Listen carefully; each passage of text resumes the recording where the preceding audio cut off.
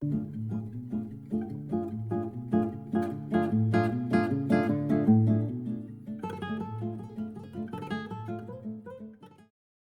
is 5 Minutes with Sean, maybe 10, as we wrap up November here.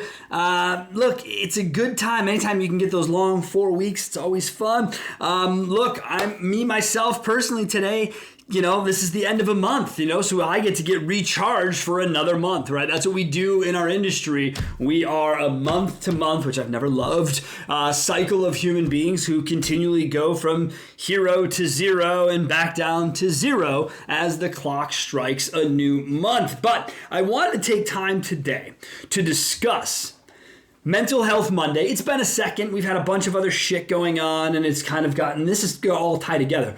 So stick with me here. I got a little lost on it. I've had other things happening, and I haven't really connected back. I'm supposed to have some guests come on that weren't able to come on, and so Mental Health Mondays have taken a little bit of a back seat. But I wanted to make it a priority because the point here for me today is the power of checking in on people.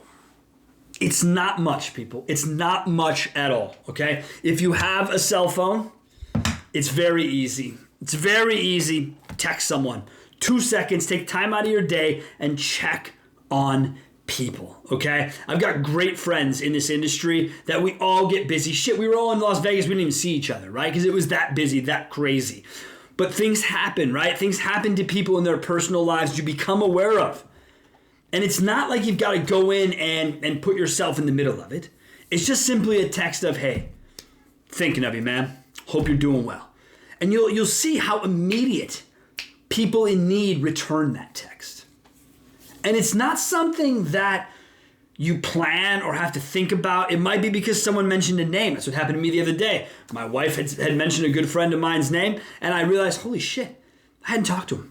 So I go to catch up with him. Turns out his pup had passed away on his birthday and some other things had happened. And I kind of felt shitty from a friend perspective because it had been like 2 months since I had touched base. I know it doesn't seem unreasonable, but if relationships are important to you, you will make the time, you will find the time to check in on people. Recently had another buddy of mine go through a very traumatic experience within his family. Loss, right? Huge loss. It's insurmountable, unmeasurable loss. Outpouring of public people, all of that. I took it a little step further, with my phone, with a personal text, just checking in. That person seemed to really, really, really appreciate it. Really appreciate it. Then recently I had an exchange where I was in my DMs, getting ready to DM someone, to check in on them. And right as I was doing that, in the top of my DM, from this individual, comes a message checking in on me. And I gotta say, man, it was great. It was great to be the recipient of a check-in. I've been through some shit in the last 2 years, no doubt. Anyone who knows me knows what's up. And people still check in on my situation almost a year and a half later. It's awesome. Right here, man. Right here. Right in the heart. That's where that one gets me. And I know a lot of people see me, hear me, think of me as a soulless robot who just bitches about things. It's really not the case. I'm kind of evolved a little bit, thanks to my wife. I am trying to get more in touch with, the inner Sean, if you will. It's something that for a long time I've kind of I put attention to, but I haven't put the sole focus, and I have been, and I think it's been paying dividends, and I think a lot of it for me does come back to the checking in on people, friends, family, business associates. You know how weird it is for someone you used to do business with get a text from you asking how they're doing? Happens to me all the time. Clients I used to work with just checking in. We didn't even work together. I'm checking in on clients I don't work with, but I know they had something going on, or family, or I heard through the grapevine.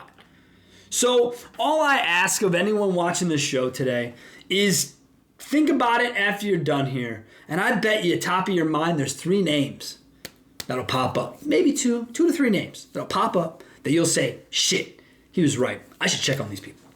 You know what? Don't just think it, do it. Because in mental health, there's not a lot of room for wiggle, right? We've got to stay diligent, vigilant, on the idea of mental health. And I think on this show for the last 2 years, we have done our best. The last 60 days, I'll admit I haven't been great.